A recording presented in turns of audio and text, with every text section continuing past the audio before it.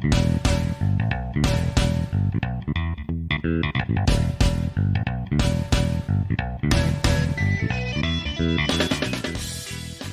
Brian. Hey, Dan. Happy Thanksgiving. Thanks, and same to you. Hey, listeners. Welcome to the 62nd episode of The Goods, a film podcast. Today, we are going to be discussing, actually, a Thanksgiving-themed movie. So we're recording this just a few days after Thanksgiving. I started watching the movie that we're going to be discussing today on Thanksgiving. It took me a couple nights to finish it because I only watch in about a half-hour spurt at a time. But it definitely felt Thanksgiving-ish to me. And yeah, it was interesting. It's a 2015 TV movie called Turkey Hollow, or stylized sometimes as Jim Henson's Turkey Hollow. And this was a TV movie that aired on Lifetime in 2015. So around Thanksgiving 2015. Brian, had you ever heard of this movie prior to this past week when I suggested it? No, I'd never even heard of it. And that's somewhat remarkable because I am a pretty big Muppets fan. I read the Muppets Wiki in my spare time. And of course, Jim Henson was the creator of the Muppets. I guess this was a idea that he had in a notebook or something that got, some small amount of development back when he was alive. But this is a 2015 film. Jim Henson died in 1990, the year I was born, so he hadn't had his hands on it for a while, let's just say. Yeah. And when he did die, the Muppets, of course, went to Disney, but the Jim Henson Company retained the rights to some non-Muppet odds and ends. Maybe the most prominent properties are the movies Labyrinth and Dark Crystal that he made in the 80s. They've done a few other things over the years. They made a movie at one point called Mirror Mask that looks pretty interesting. Yeah, I did some reading on them as we watched this. They've done a decent amount of TV shows and miniseries over the past few years even, certainly the past 10 years. It seems like their big business is doing these TV shows, but there haven't been too many movies that they've done.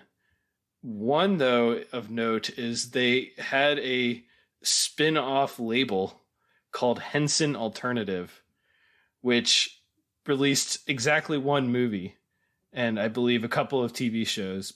So Henson Alternative is like the R-rated branch. Oh, that, of course, would be the Happy Time Murders, right? That's right. The 2018 huge flop Happy Time Murders, a R-rated sort of riff on noir, but like very raunchy, starring, I think, Melissa McCarthy. I didn't see it. It didn't look very appealing to me, but did you catch that one? I haven't seen that one either, although I believe that was an idea that had been brewing for a while, too. Yeah, and I think that one was directed by Jim Henson's son, Brian Henson. Yeah, Brian Henson is a cool guy.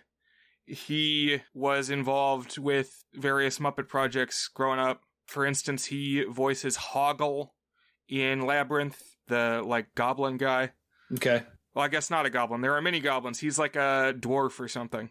But also a TV show that I enjoy that Henson worked on late in his life was called The Storyteller, and it featured Elephant Man actor John Hurt as a narrator who would tell some more obscure folk tales in the Brothers Grimm vein, and he had a puppet dog who he would talk to, and the dog was Brian Henson.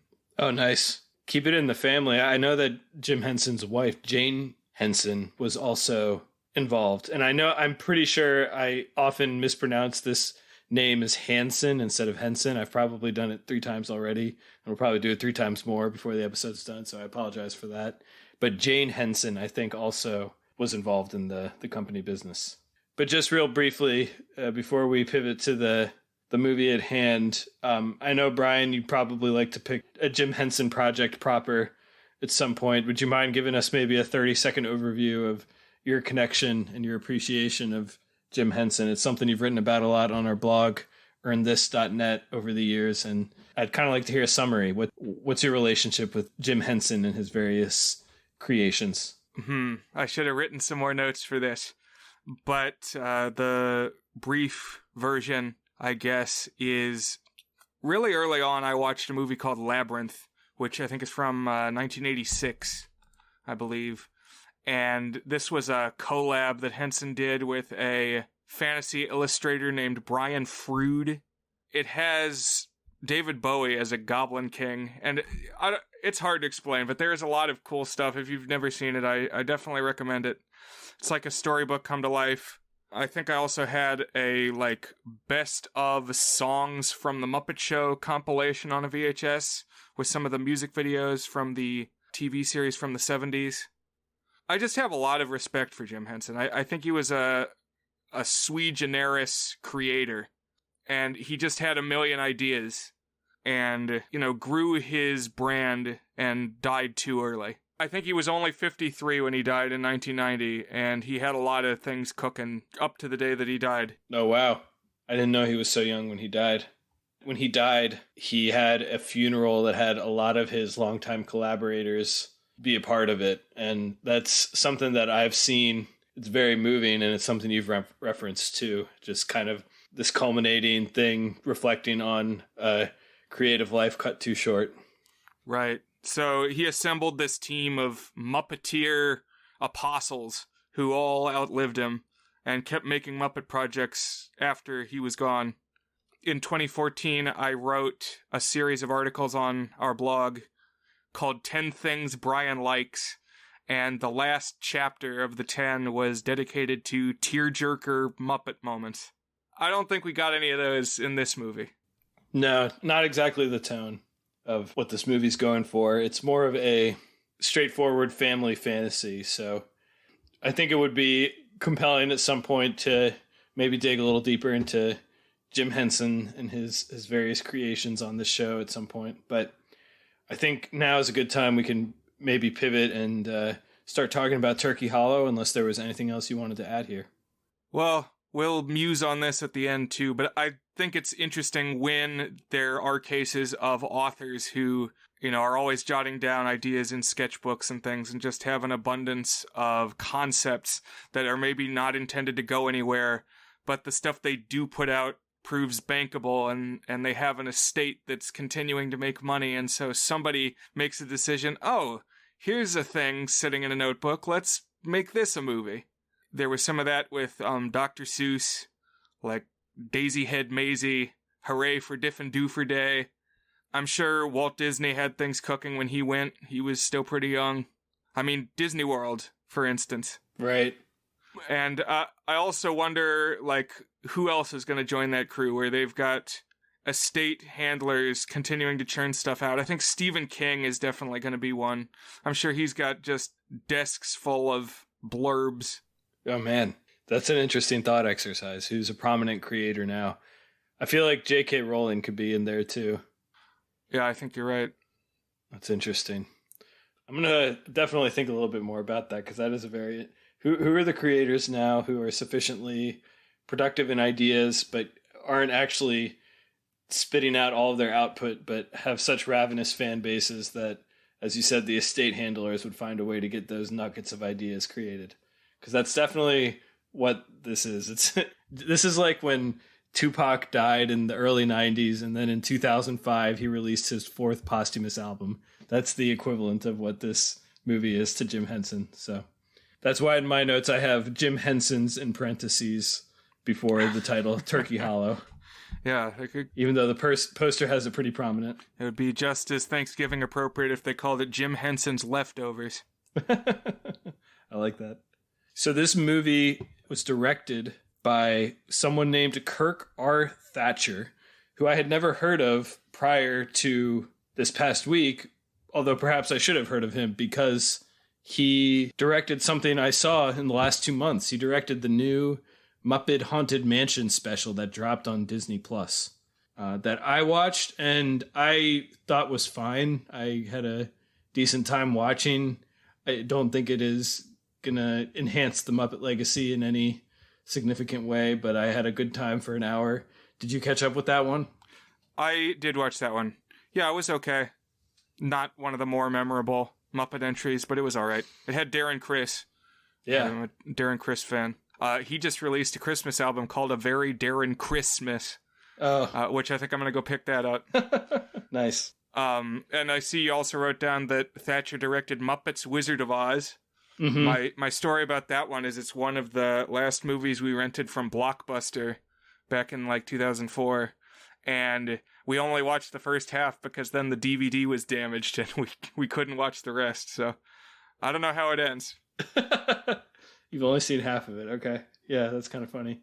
And then the last thing of note that he's directed that I saw is this real viral video from maybe 10 years ago of the Muppets singing Bohemian Rhapsody and reenacting parts of that music video. That's honestly probably left as much of an impact on me as anything else he's done. So yeah, I mean, that went super viral, so right. I remember that. The cast of this film, there's two names that you've ever heard of here. And when I say you, I mean collectively you, the audience. It's possible you could have heard of one or two of these others, but one of them is the narrator is the rapper and entertainment personality Ludacris. And I just always laugh when I see Ludacris in anything mainstream family oriented, because when I was in high school, he was known as like one of the filthiest rappers there was, just always going on about sexual acts and deviant things. And now he's like a smiling face telling a kid's story. It's just very funny for me. I like that. He's pretty charming here. Then the other name of note is Mary Steenburgen, who's come up on this podcast a couple of times. She's the mom in Step Brothers and also the mom in Elf. And was there anything else that we had talked about her being in? I can't remember. I don't know specifically, but she's Doc Brown's love interest in Back to the Future 3. She's H.G. Wells's love interest in one of my dad's favorite time travel movies, which is, I think, called Time After Time. So she pops up from time to time. Nice, yeah. Here she plays a woman named Cly. So she's the great aunt of the kind of two protagonist children and the person they're going to visit in this Thanksgiving film. So I watched this movie on Thanksgiving, like it sounds like you started it on Thanksgiving, and I watched it with my family, and my dad, about 2/3 of the way through the movie, said, "What is Cly short for?" That's a good question. My best guess is Clytemnestra. Wow, that's dramatic. She was the wife of Agamemnon. So my thought was Clementine. Like, oh, my darling Clementine. She's kind of like not a hick, really, but she's someone who's kind of out there. And I think of Clementine as a kind of out there name. I mean, I guess you'd probably go by Clem, but I feel like you can just add a Y onto things, and that's typically safe for nicknames. Sure. And then the two stars, the two protagonists are, I'm going to try to pronounce these, Graham Verscheer as Timmy. We could talk about where he falls on the Jansen scale. How many Jansens is he at? And then we have Genevieve Buchner as Annie. I have no idea if I pronounced those names correctly, but Annie's kind of the teenage older sister. So, and at several points, it was really clear to me that these kids and a lot of the actors in the film were Canadian, because the boy, Tim, says sorry at one point, which is a Canadian giveaway. Yeah, he was the only one I noticed it for, but as I was clicking through the names of the actors and actresses, I did notice that several of them said the Canadian blank. So, Canadian actress, Canadian actor. So, I think you're probably right about that. But I've been listening for the Sorry. That was the one you told me about when we were talking about Care Bears several months ago. I've been listening for that ever since. I've been watching movies since then. So, I mean, there's other things, like if it was a really extreme one, you might hear a boot or things like that. Yeah. Like I've heard Alex Trebek, R.I.P., say sorry and things like that. Yeah, okay. So I'm going to hop into the plot now of Turkey Hollow. So this movie opens with Ludacris, again, the narrator here, telling us about the mysterious, quote, Turkey capital of the world, a little town called Turkey Hollow in some unspecified portion of the Pacific Northwest. There's just a lot of things that were popping into my head here in the opening 2 minutes of this film. And here's a couple of things. One is the opening credits are like built-in default Windows font or something like that. It was a font I've used myself in Microsoft Word before. Yeah, it's kind of papyrusy. Right. And so I was thinking, what dire level of budget are we in that this is the font that's being used in the opening credits? When I brought that up on chat, you got a little defensive about the fonts, Brian. Do you have any particular thoughts on cheap standard fonts? Well, it's mostly just, I've heard from people just griping about fonts. Oh, this is a bad font. And those people tend to be, I don't know, prissy. It's like, who gets to decide? If the meaning is conveyed, it serves its purpose. I think the artist has a free hand in what font they get to pick. And sure, you get to criticize it, but I don't think there's an objective judgment to be made. It does make it look cheap, sure, but I think if I were making a movie, I would not ignore it in my tool bag, necessarily. I think that's fair. To me, the flip side of that is if people are noticing your font, then it's probably a problem. Like, you should at least choose something that people aren't noticing. Although I pulled up the video and I'm clicking through it now, and it could be that it just looks a lot like papyrus and isn't in fact papyrus, is in fact something more unique and just happened to evoke trauma of past papyrus incidents. Mm-hmm. But I don't know. Certainly papyrus is one I've heard ire leveled against, like the Avatar poster and stuff. Yeah. I think papyrus is up there in Comic Sans territory in terms of the spite it generates. Another thought I had here is, as we kind of get this opening couple of minutes narration here, so we learn that Annie and Timmy, Annie is maybe, I don't know exactly how old she is, but the actress was like 25 or something when this was made. And she seems like she's 16 or 17 or something like that. She's on her cell phone complaining about bad signal and stuff. Whereas Timmy is more of like a 10-year-old or 12-year-old or something like that. Yeah. Yeah, Annie is just always complaining. Yeah. Although I actually kind of liked her more than some of the other actors here. Like, I felt like she at least inhabited the character some, even if the character was default teenage stereotype. Sure. I mean, Tim is just super wooden. Yeah. Yeah, not my favorite. And we learned that the dad recently divorced, so they're driving to go spend Thanksgiving with their great aunt Clyde. That's the Mary Steenburgen character. I mean, of course, in my head, I'm thinking Gravity Falls connections. We got a brother and a sister traveling to the Pacific Northwest. Granted, they're going with their father and not kind of on their own. And they're going to see a somewhat distant relative, a great aunt versus a great uncle. So I thought that was an interesting connection. That was one of the reasons that I thought it might be fun for both of us to watch and talk about. Yeah, I definitely saw some of those parallels. And it gets heightened from there because after this scene, we learn that this region of the kind of foresty area that they're going to is known for a cryptid, a mythological Bigfoot-esque creature called the Howling Hoodoo. And they even go to a little tourist trap of them, people pawning off masks and shirts and so they call it hoodoo doo-doo or something like that, like little pellets that are supposed to be hoodoo poop. And this also was making me think of Gravity Falls and your Gauntlet episode when you went and visited some of those places. Yeah, definitely. To be fair, I mean, the region really is like that. There's all kinds of paranormal tourist traps. Right. So one thing we learn here is that Great Aunt Cly, her deceased husband, claimed to have met the hoodoo, and so therefore it's kind of a sore spot for Great Aunt Cly, and the kids should not bring it up at Thanksgiving dinner. I kept wanting to know what the uncle died of. Like, it's not even 100% clear that he is dead until like halfway through the movie, but they don't talk about what happened. I guess he just got old, but yeah, unclear. When he's a monster hunter, yeah. Right. And I also noticed that they were kind of vague about the dead thing. He's gone. He's not around here anymore. Yeah. And definitely felt like dead, but they were also avoiding it. So part of me wondered if it was going to be a twist. Oh, well, he disappeared in the woods, and then we see him in the woods But spoiler, it does not go that route here. Yeah, I was expecting the same thing, but then they start abruptly talking to his ghost, and it's like, oh, I guess he's dead.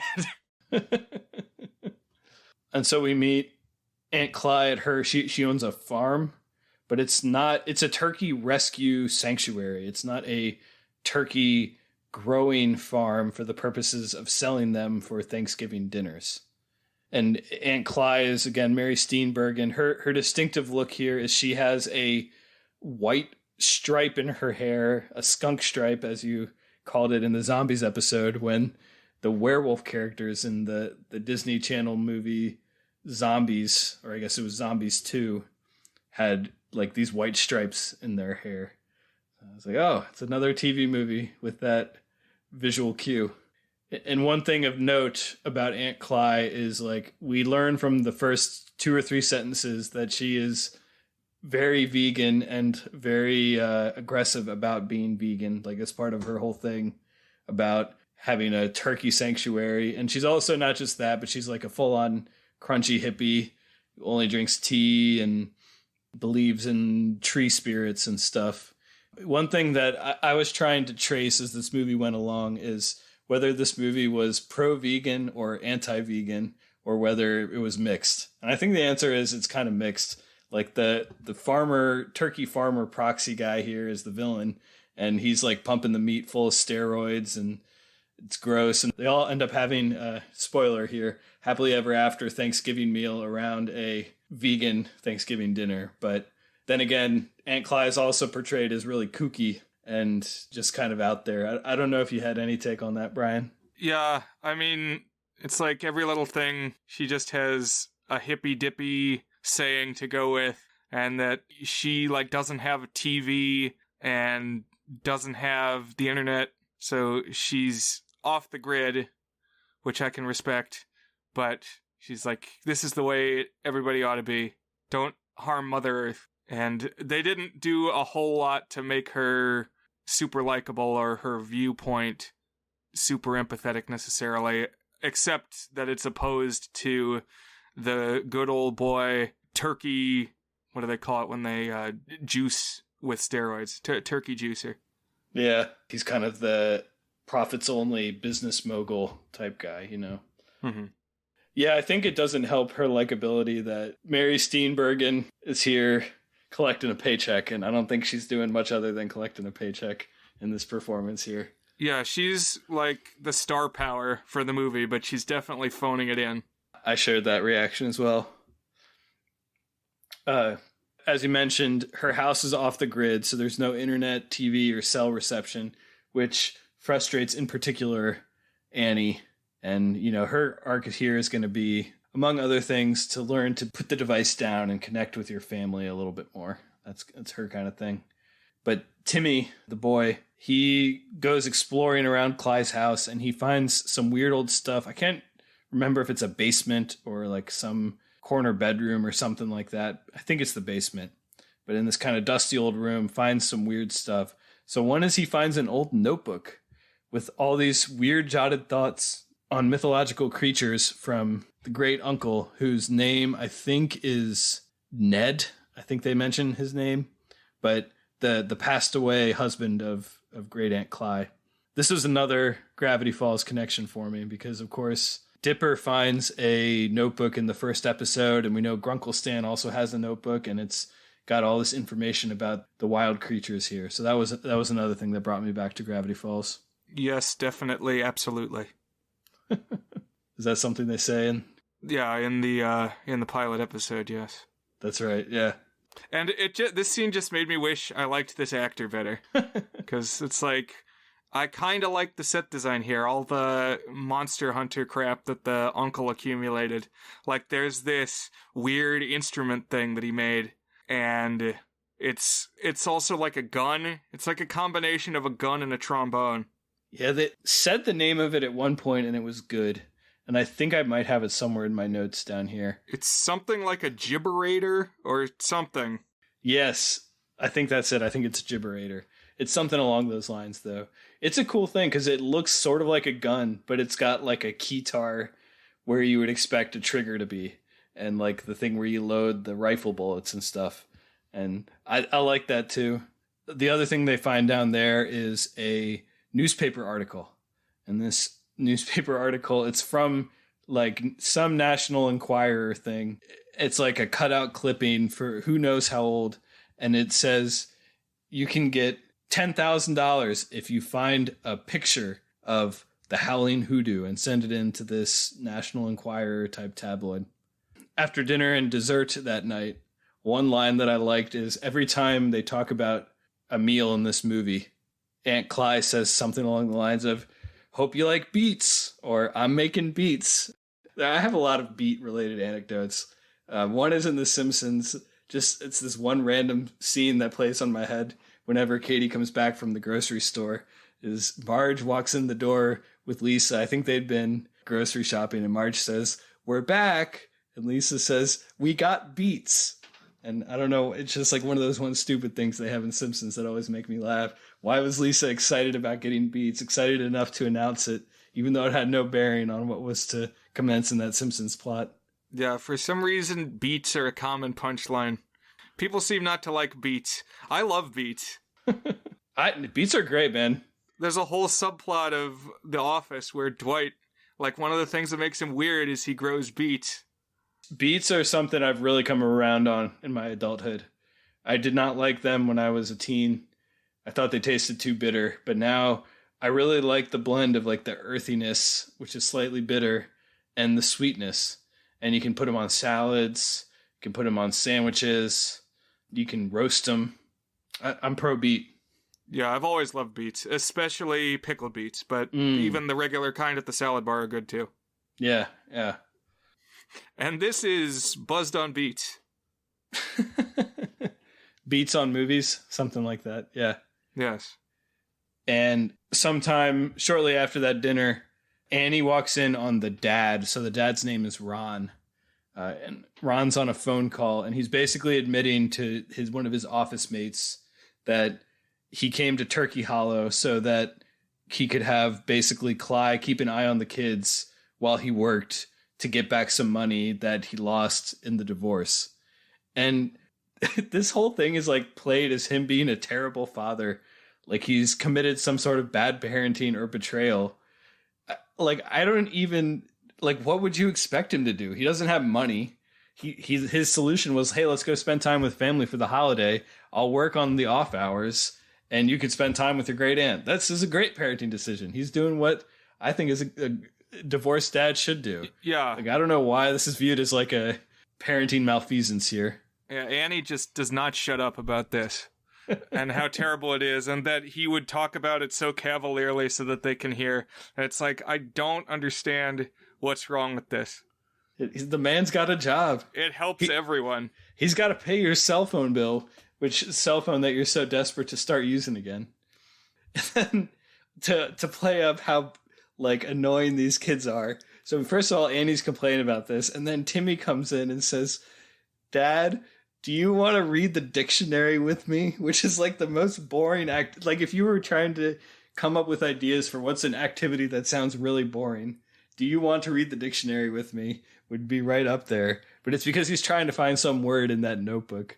But this was a moment of, I think, unintentional comedy. I don't think they meant for this to be funny how awful the kids were in this moment, but I was laughing. As another Henson reference, reading the dictionary for fun is the sort of thing that Bert would do, and he's hyperbolically boring. Yes.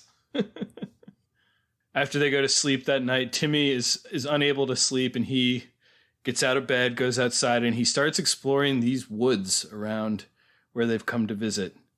He's following strange noises he hears, and he notices that these strange noises match some of the seeming nonsense words that were written in the notebook.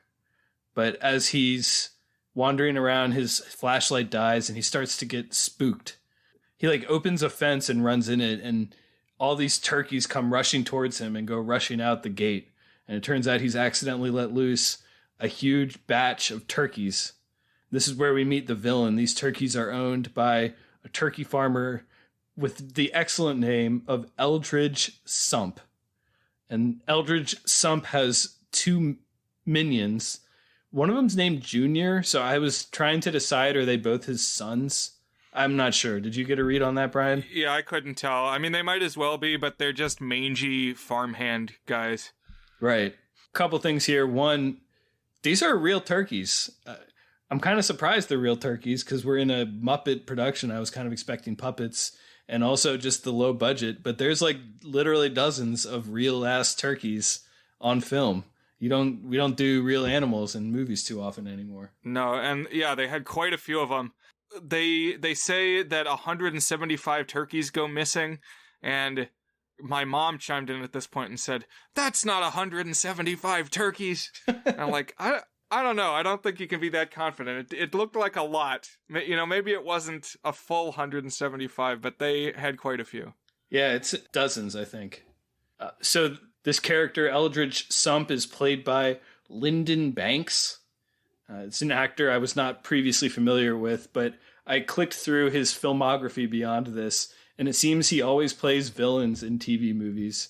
And he's the perfect TV movie villain. He's got a very gaunt and pointed face. He's got great line deliveries. I think he was my favorite actor here, or at least my favorite performance here. Him being the grumpy farmer. He's like Dickensian. Right. I could see him playing, a character in a Dickens adaptation. He's got the same like dramatic evil to his look, and they like put bags under his eyes and stuff. So, and his name is Eldridge Sump, which is a mouthful, but it's still a good name.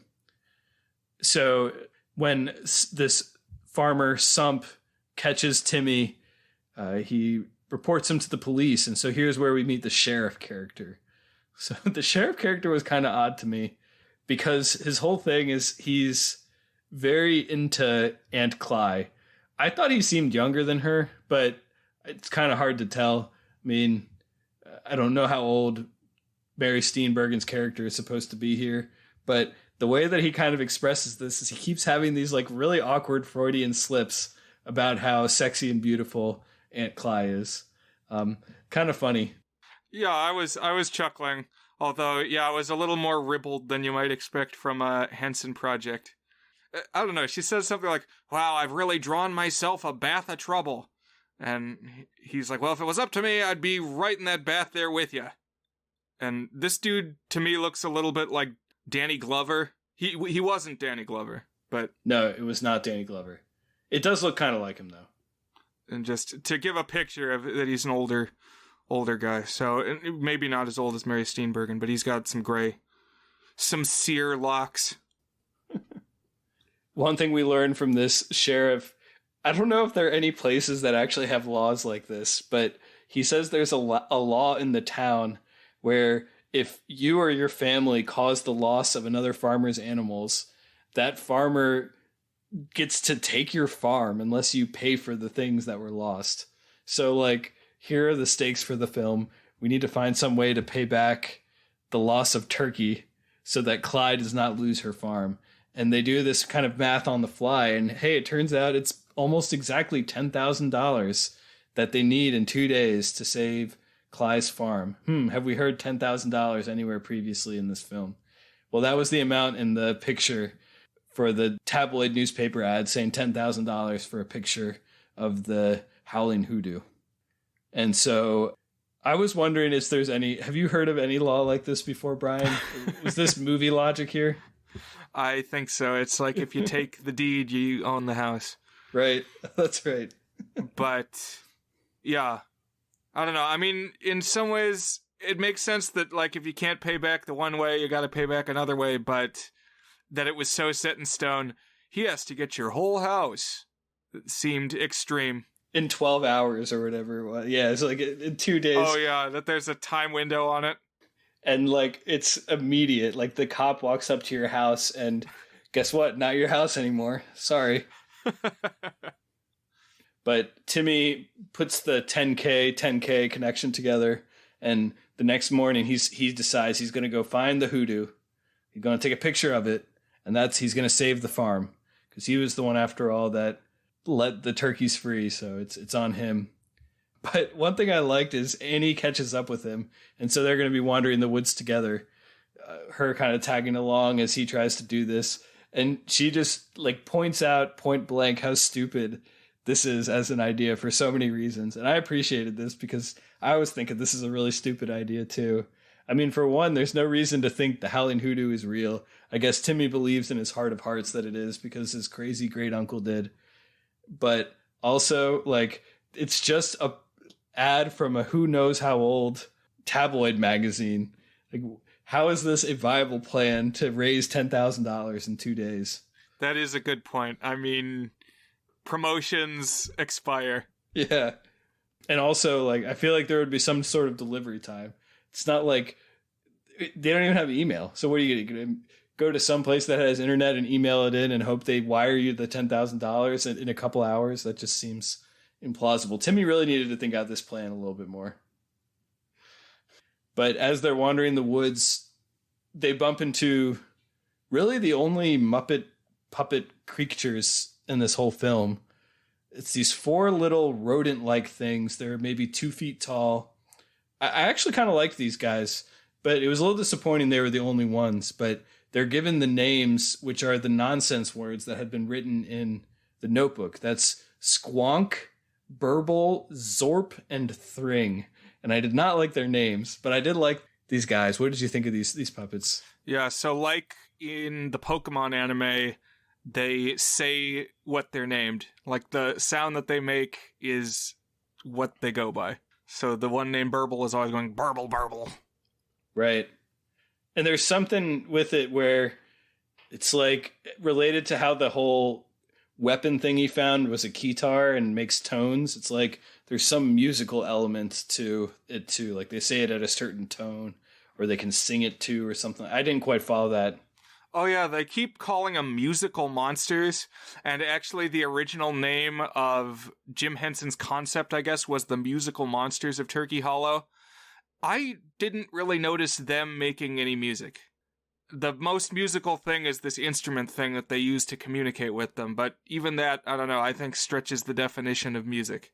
It's more like the thing in Close Encounters of the Third Kind, where they, are communicating back and forth with the ba ba ba ba ba, but it's not even as musical as that. It's just like noises. Right. Yeah, I agree with all that for sure. And so what these things look like, it's kind of like a combination between like a monkey and an eagle. Like they're furry and squat, kind of like goblin size, but then they have like bird facial features, like kind of beaky noses, and they all look somewhat similar. They're each a little bit distinct. Like one has a big mouth full of teeth that it like stretches its face really wide, like a mushroom almost, like a mushroom with teeth.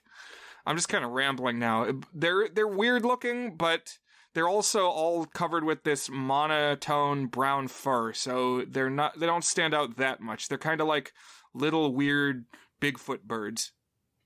I think that's a good summary. Little weird Bigfoot birds. It's also a possible episode title there. So we're going to spend much of the second half of this movie with Squonk, Burble, Zorp, and Thring. Man, I feel so ridiculous saying those words out loud.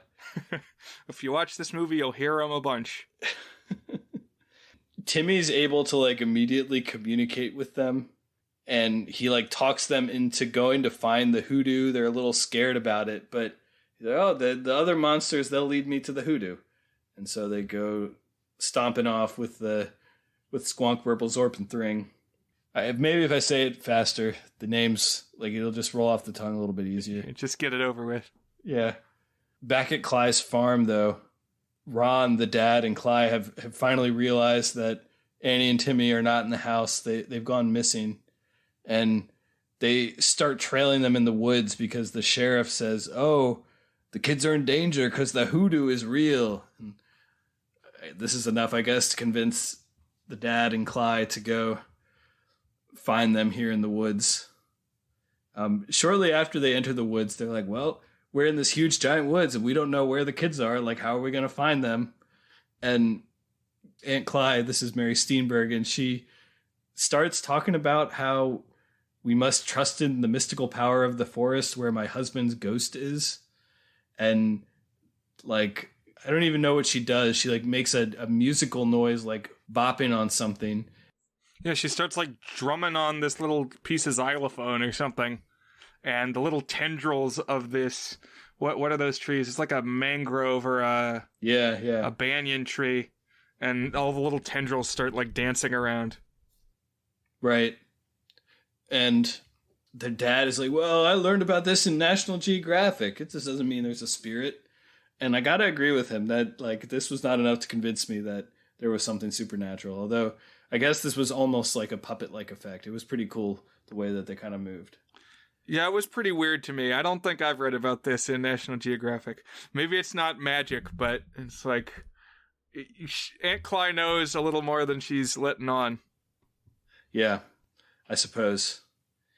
Another thing we learn around this point is that all of the 175 MacGuffin turkeys, they've reappeared. They're back at Sump's farm. And because they've reappeared, I guess now we don't have to worry about it, except, of course, Sump is like, oh, I want to get that farm. We got to go hide those 175 turkeys that came back. So take them to the facility. That's what he tells his minions. And so this quote-unquote facility is going to be a key setting in the second half of this film here. Because just then, Timmy and Annie find what they momentarily believe to be the hoodoo. But it turns out it's like a big scarecrow type thing, perhaps on some sort of motion detection that kind of swings at you. And I guess this is the thing that has been scaring the other little monsters, Squonk, Burble, Zorp, and Thring. But they realize, oh, it's not a real hoodoo. It's just a fake. And what is it guarding? It's guarding a big facility. Hey, I wonder if that's the facility that was mentioned a scene ago. Turns out it is indeed the same place.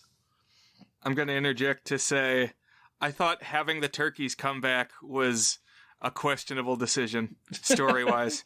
I mean, I guess it builds the climax by having everybody convene at this facility, but I mean, you made a big point that the turkeys being gone creates this debt, and then all of a sudden they just come back, Deus Ex Machina, and it's like, well, what if you just didn't have this? And, I mean, the conflict would still exist. I don't know. I guess. They had to do something. That's interesting. There is an in-universe explanation given that kind of leads to the conclusion here, which we'll get to in a minute. But now that you're talking about it, I think I agree with you that it's kind of dumb that they just all come back. Like, we don't even really see them. They're just like, oh, they came back. Yeah, the farmhands just say they came back. Right. It's kind of goofy. Since Sump's minions are going to hide these turkeys at the quote-unquote facility, and that's just when Timmy and Annie happen to arrive, the minions find them there, and in addition to locking the turkeys in there, they lock the kids in there too. So the kids are now stuck in this big building. And while they're locked in this big building, Timmy and Annie, the two kids, are kind of fearing their death, and they begin confessing to each other the various sins that they have committed at the expense of each other over the years. It's like basic kids movie fodder. Like, I read your diary, I stole your Halloween candy. But I gotta admit, I kind of like this scene. I think it was the most acting we got out of Timmy, and it made me realize that the actress who plays Annie, I had to look her up. She's been on like teen dramas and stuff before, so she can do at least a little bit of acting, and it made me at least feel like these were characters that I weren't just spouting lines in an adventure film, but actually felt at least a little bit like real people characters to me. So I don't know. I like this little bit of humanity here late in the film. Yeah. I'll say, like, we don't see as much of the puppets as you might think. A lot of this movie is humans and turkeys. Right. Yeah. So it's like, if you like the humans and the turkeys, it's gonna raise the movie for you. But if you are expecting a lot of puppets, tone your expectations back. I think that's a good summary of level setting the expectations. I mean, if you're gonna put Jim Henson's at the top of your poster, and then you have about 12 total minutes of puppets on screen the whole movie, I think it's going to leave some people disappointed. I take it that you might be among those bunch. We'll see when we decide whether it's good. So something I think that might have been mentioned earlier in the movie, I couldn't remember because, as mentioned, I watched this over a couple of nights. Annie's like allergic to turkeys, or she's allergic to feathers or something like that.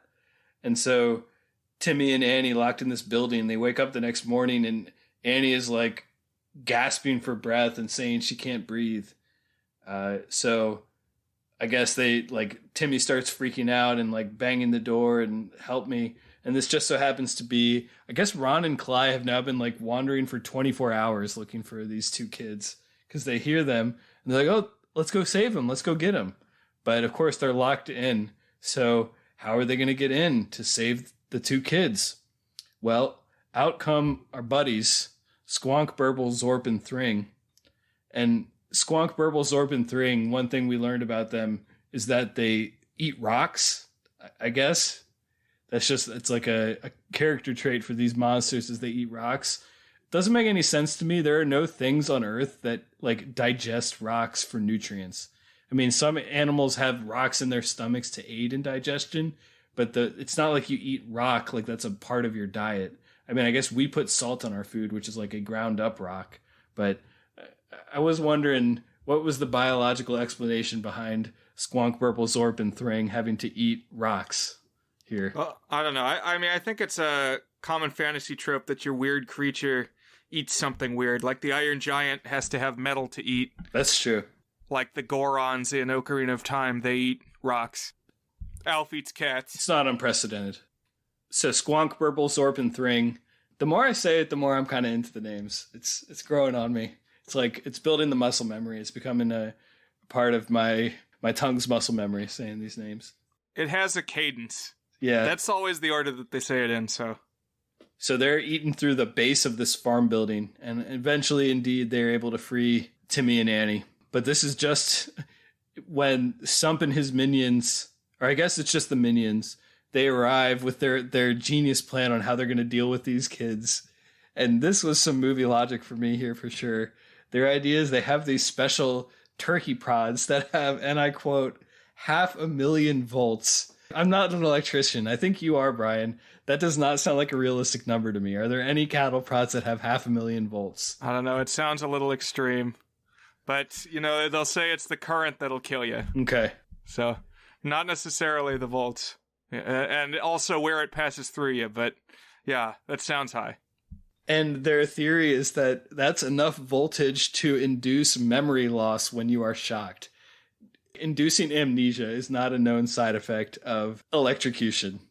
Again, I would lean on your expertise on this one, but that is my guess. I mean, you could just kill them with it, I guess. I mean, or if it doesn't do that, you could shoot them or something. It's like a lot of variables could happen. I don't know this for sure, but I would bet money that Sump owns a gun. And like, if he really wanted to take care of this, maybe this is just like to keep it G-rated. It's like, don't go kill the kids.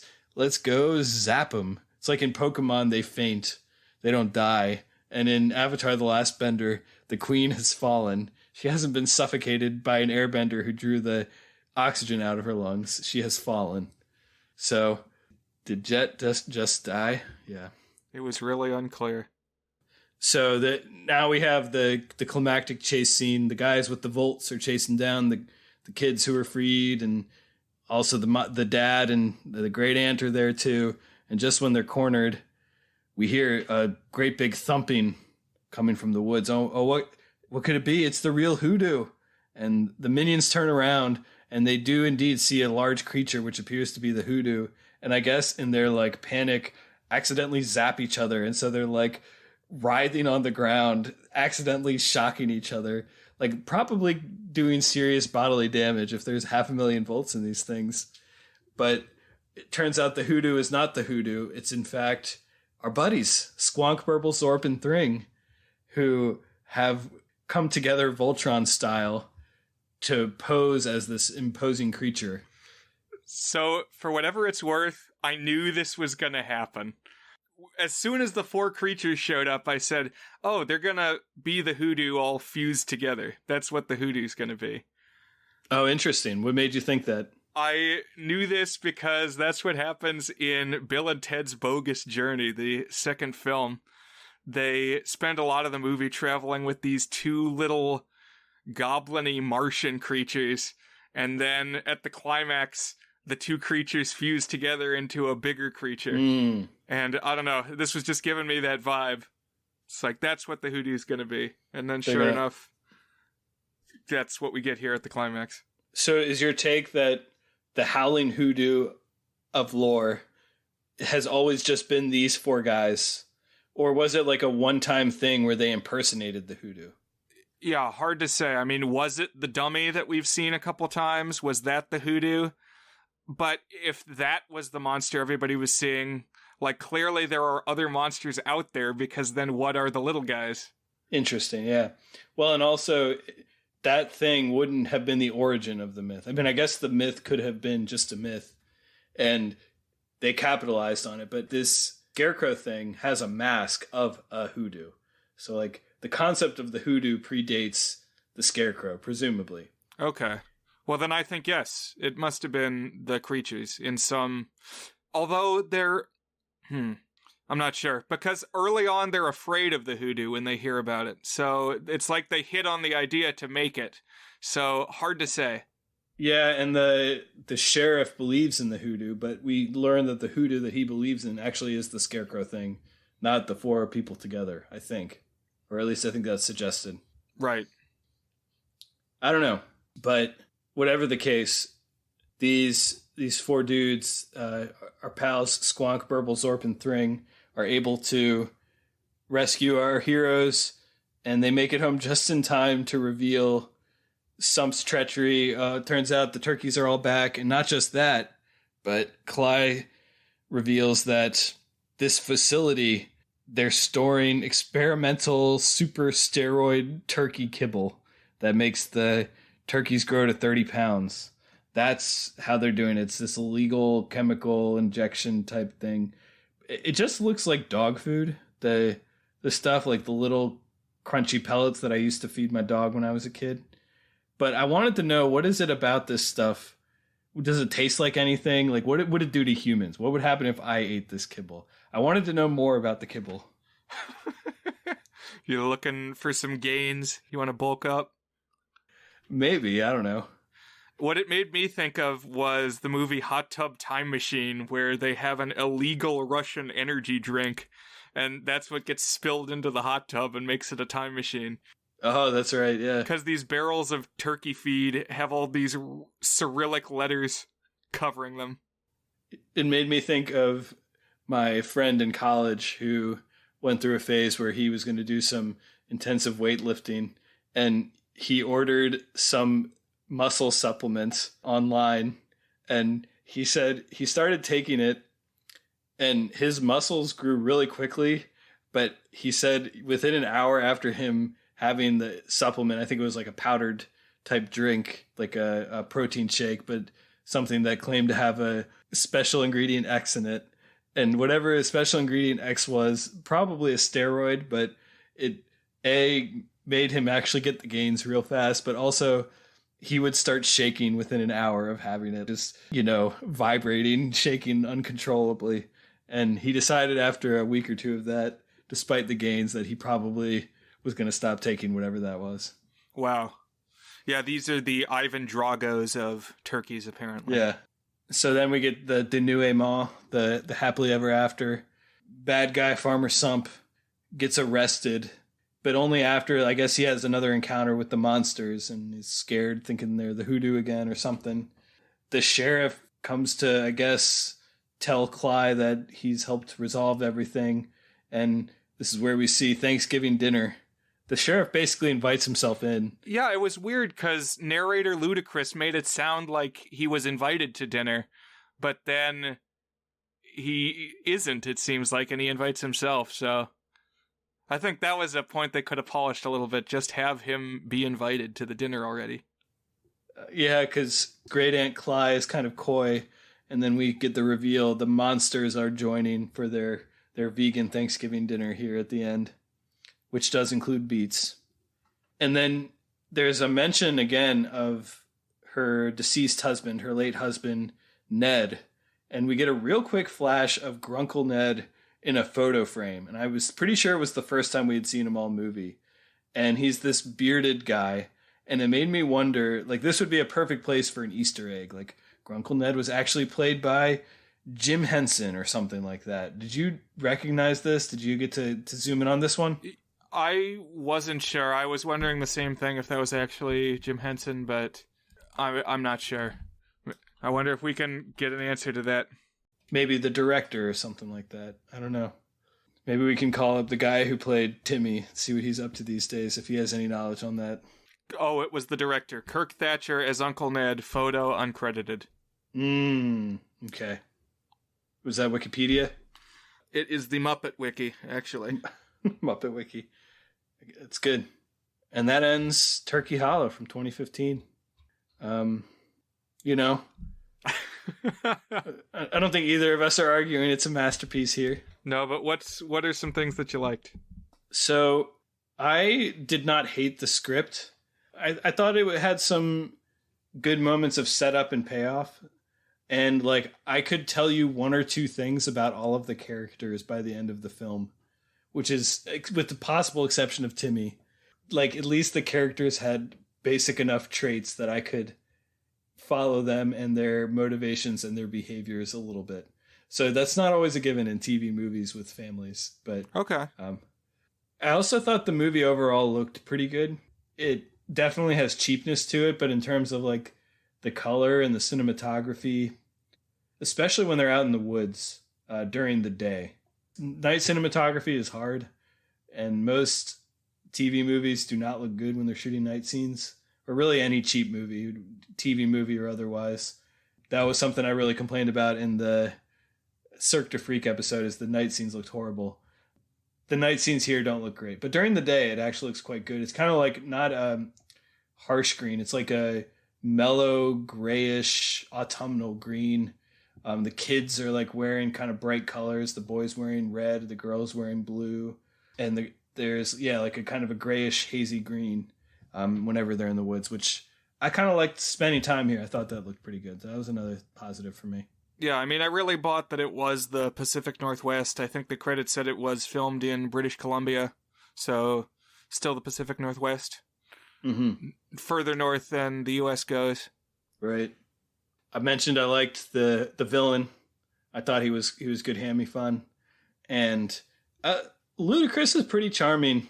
I don't know if they needed the narrator character, but I think the movie was not worse off for having him there, because he's just got a fun way of talking. He's engaging. Yeah, he like barely edges into my positive things. He was funny, and they kind of have an interesting narrator angle where it's like he's discovering a lot of the stuff as the movie goes along. So he's like reporting it secondhand as he's watching it. He's like, and then Tim and Annie died. Oh, does that cue card say survived? Well, I guess we'll see when we go back to Turkey Hollow. Yeah. And I think at one point he interviews one of the Squonk, Burble, Zorp, or Thring. It's like a joke where he's sitting down asking him questions, and the monster just says their name, and they act like it's a real interview, like a little, almost like a mini sketch type thing there. So, yeah, no, it was kind of fun having him around. We didn't mention him at all in the recap, but he's a pretty constant presence, because in general, he's there like doing the either lead in or lead out from a commercial. So we see him a half dozen times. Yeah, so this is a TV movie, so it's got the commercial fade to blacks. Right. And the thing where if you watch it continuously, it's like they say the dramatic line, and then it fades to black, and then it unfades to black, and then they say the dramatic line again. That always makes me laugh when you watch TV movies. And now you will die. And now you will die. Ah, Dad, help me. Something like that. And, I mean, another good thing is the puppets. When we see them, that's, I mean, the Henson Studios' ongoing claim to fame is they're going to have some kind of puppets, and they're going to put care into assembling them and operating them. And yeah, they're good. Again, I mean, there's not a big spread. The creatures are cool. I mean, they look like little woodland creatures. Little green ghouls, buddy. But they're not always there. There's not a ton of them, but hey, we get the Henson creature effects. And I haven't seen too much Henson stuff, but I was just impressed. Like the range of motion is not just your basic stick a hand in a thing and move the hand around. There's like blinking eyes, and I was actually wondering if it was all practical or if there was any CGI enhancing some of the expressiveness in the face. But if it's all like remote controlled or whatever, it's pretty impressive. It looks really good. Yeah, I agree. And I also came around quite a bit on the actress who plays Annie. She is annoying, but I ended up liking the actress a little bit. So that is pretty close to my list of good things about this movie. It's also mercifully short. It's only like 86 minutes or something like. Although it takes like 45 minutes before the action actually starts happening. Like I don't think we see a puppet until 35 minutes in or something like that. Yeah, it felt a bit slow at times to me, but it was all right. Did you have any other good things we didn't mention here, or did you have some not so good things you wanted to mention? Well, I mentioned it already. I did like the gibberator prop, this cool instrument thing. I would like to mess around with it and see what kinds of sounds it actually made. But yeah, past that, I think I'm ready to talk about some not so good things. And having the turkeys around. I liked having the turkeys around. Oh yeah, real turkeys. You get some like cool shots zoomed in, like to kind of as like a scary, like a Dutch angle, like a scary zoom in on a turkey when it's kind of surprising that they're there. But yeah. All right. What are some not so good things, Brian, about Turkey Hollow? Just all throughout it, it has kind of a low budget fake feel. Not to the woods. The woods are real, but I don't know. I mean, Steenbergen is phoning it in. Sometimes it felt like the dad was phoning it in. I agree with that too. The son was obnoxious at times. Like, he grew into the role maybe as the movie went along, but there was definitely some like wooden shots of him just kind of staring off into space. How many Jansons is he at? What % of a Jansen? So Jansen is a little more smarmy than this kid is. This kid was just kind of a nothing for a lot of it. I mean, the dictionary thing was dorky, but he was just kind of a non-entity to me. He wasn't Dipper. Okay. Yeah. What did you think? I was going to say maybe 2/3 of a Jansen. Okay. Because you're right. He's not as like annoying, but just like Jansen Panettiere made Last Day of Summer worse.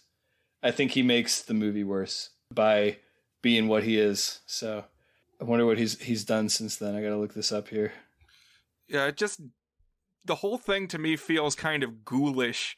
It's like they took Jim Henson's corpse and they're puppeting it around to give this thing legitimacy. That, you know, they took some half-baked idea and threw some name recognizable actors into it and gave them a paycheck and put it on TV, and here it is. Jim Henson's Turkey Hollow. That's interesting. The Jim Henson connection to me didn't bother me as much. It's like, I don't know. I don't really hold it against them trying to find some hook for the audience. But yeah, you're right. It definitely is not a proper Henson project. There's no recognizable Jim Henson here other than the fact that there happen to be some puppets involved. It looks like the guy who played Timmy, though, he was the co-star of the movie on Disney Plus from last year, Stargirl, which was based off of a young adult book that I read several years ago now. So he's done other stuff too, it looks like. That's good. It's good to see people getting work. Yeah, agreed. But we hit most of my complaints. Some of them petty, some of them kind of high level. The script isn't horrible, but there's like clunky things in the plot that needed to be smoothed over, and not in a charming way like I found it for, what was the name of the RV movie? Tourist Trap. This actually would have been better called Tourist Trapped than Tourist Trap was. There was actually a tourist trap in this one. Yeah, that's a good point. But, okay. Yeah, a little bit of a landed with a thud for us. That's all right. Not every movie is going to be Repo Man for us. No. So are you ready to put a rating on it? I am. Yeah. Yeah, me too. So why don't you go first, Brian? Is Jim Henson's Turkey Hollow 2015 good? And does putting Jim Henson's on the front of it change your rating at all? Oh, it definitely drags it down. I'm going to give this one a 2 out of 8, which is a not good, in fact. And it's like right at the cusp of 1 and 2 for me. When I watched Max Magician and The Legend of the Rings, and I know I reference past episodes too much, but long-term listeners will understand. But I felt in that one like some of the people involved were passionate. And here, I don't know. Maybe the puppet designers were passionate. It's a more competent film, but I don't know. I didn't feel that energy. It just feels like a cash grab to me. So it lands at a 2. I found in this, I don't know if you could call it a second season or whatever, but like the last 25 episodes, I've definitely come to a better understanding of what's a 1, what's a 2, what's a 3 for me, when we really didn't have that many of those in our first handful of episodes. Yeah, it'll be interesting to look. I suspect you're right that the average rating of movies we've seen from episode 50 onwards, I'm guessing will have a lower average than either episodes 1 to 25 or episodes 26 to 50. So it'll be interesting to see. But yeah, I was also not wild about this film. I wasn't quite as down on it as you. I think I had a little bit more fun with it. And maybe that was just, I had less of a negative reaction to the Jim Henson connection. It certainly is a quickie. You know, Steenbergen is where you can really see that there is a half-assedness to this whole effort. But as far as competence, it's a light year beyond Max Magician as far as I'm concerned. You're right that it doesn't have the same kind of amateur joy of the sheer novelty of creation associated with it. There is something kind of uninspired about it. But, you know, we get to spend time in the woods. I like the villain. The puppets are fun when they're on screen. The story's got some road bumps, but it hits most of its points at a reasonable cadence. For me, this is a low 3. Not good. So I'm just a little bit higher on it than you are. So Yeah, I can respect that. That is Turkey Hollow 2015. For what it's worth, it is a Thanksgiving movie. Something which are in vanishingly short supply. That's a good point. I mentioned that in our outro last episode, and I feel that should be mentioned now. I don't think I would have watched this movie specifically if not for the fact that there are not too many Thanksgiving movies of note. It's very odd. There's so many Christmas movies and so many Halloween movies, but Thanksgiving-focused movies, there's not too many of them. And a lot of them tend to be like cheap family dramas. I thought this was kind of cool that it was like a family fantasy adventure that was Thanksgiving themed, or, you know, I guess it's turkey themed, and it happens on Thanksgiving. Yeah. And I mean, you really think I'd give it higher marks because of the prominent featuring of the Pacific Northwest. So that is one thing that I like. Yeah. But I'll say after we watched this one on Thanksgiving, we put on a documentary next from 2021 called Street Gang, How We Got to Sesame Street. And it was about the creation and development of the early seasons of Sesame Street. And I watched that to kind of restore my faith in Jim Henson's legacy, and I would give that documentary an 8. So wow, check that one out. It was really well done. I mean, it really only covers like the early seasons, so if you are more familiar with later stuff, like I don't think Elmo is in it at all. So there's going to be things you might be familiar with that are left out, but it's about the coming together and the creation. And there's a lot of footage of early Muppet stuff from Henson. That's cool, yeah. My related viewing was not actually related to this itself, but I tried to find at least one other Thanksgiving movie to watch, and I watched Pieces of April, which is a Katie Holmes starring drama from like 2003 or something like that. And that was a much better movie. I got a lot more out of that one. It made me choke up multiple times, and without being too heavy. So I think if I'm going to be rewatching something from this year that I watched in future Thanksgivings, it would not be Turkey Hollow. It would be Pieces of April, or perhaps I would go back to Planes, Trains, and Automobiles. Wow, it's called Pieces of April, but it's about November. Way to bury the lead. That's a good point. I wondered why they went with that. It's like ironic or something. But anyways, Brian, that brings things over to you. What are we going to be watching for next week? Well, December is knocking at the door now, so it's Christmas season. I'm sure you've seen houses in your neighborhood already got the lights up day after Thanksgiving. And so we're going to have some Yuletide films. Dan actually recommended what I'm going to pick today. He said, we watched a bunch of Christmas Carol adaptations last year. All of them were musicals. So what if we did one where it's all straight dramas? Just no singing and dancing in these Christmas Carol adaptations. And wouldn't you know it, there's plenty left to go around. So I actually haven't fully decided on what 4 we're going to have yet. But that seems like the magic number. So expect a bumper crop of additional Scrooge coverage. That's cool, yeah. No, I'm psyched about this. I have a couple of December themed movies in the pipeline to pick as well, but I'm glad that we're going to get some more Christmas Carol coverage because having watched a few of them last year, I'm excited to watch a few more of them. So, of course, last December I also threw Kate and Leopold into the mix. So for whatever reason, I feel like every week in October has to be an October appropriate movie, but I'm not as married to the Christmas theming in December. But maybe I will have 2 Christmas picks. We'll see. Maybe you just like Halloween more than Christmas. I might. We'll see.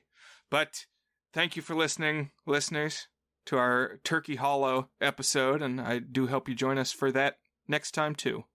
Now that you've heard from us, we want to hear from you. Email us a review of Turkey Hollow or any film we've previously discussed. Each week, we'll read one of your reviews on the podcast. If we pick your review, we'll send you a $5 Amazon gift card, enough for a free movie rental. You can send your movie to thegoodsfilmpodcast@gmail.com. That's thegoodsfilmpodcast@gmail.com. Brian, I've kept this segment around in hopes that we would start getting these emails. It hasn't happened yet, but listeners, if you're out there, send us your reviews of anything that we've watched. We'd love to hear from y'all. Yeah, just sound off however you want. Tell us what you like, movies you'd like to hear us talk about. If you are a crazed fan and you want our autographs, anything. Just give us some feedback. We're the lonely lighthouse keepers, shining our beacon into the void. Absolutely. Yeah, listeners, thank you for joining us. And, hopefully then whatever we watch next will be a little more good in line with our podcast title, The Goods. But thank you for joining us and have a good evening. Bye, Brian. See you guys.